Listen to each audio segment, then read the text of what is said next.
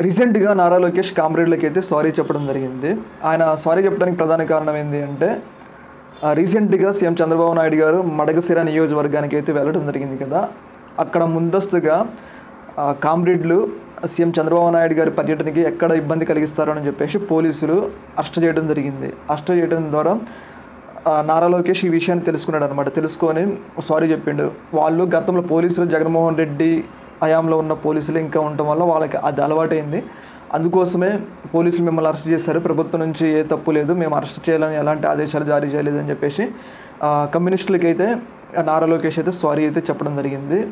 ముఖ్యంగా ఆయన చాలా డెమోక్రటిక్‌గా వెళ్ళాలి అని చెప్పేసి అనుకుంటుండు. ఎందుకంటే గతంలో జగన్మోహన్ రెడ్డి అంటే కొంతమంది కమ్యూనిస్టులు గానీ, కొంతమంది ప్రజా సంఘాలను గానీ అట్లా అణిచివేయటం వల్ల ప్రజల్లో వ్యతిరేకత వచ్చింది కాబట్టి, అలాంటిది ఇప్పుడు రిపీట్ కాకుండా ముందస్తుగానే వీటన్నిటి మీద ఆయన ప్రత్యేకమైన చర్య తీసుకున్నట్లయితే మనకైతే అర్థమవుతుంది.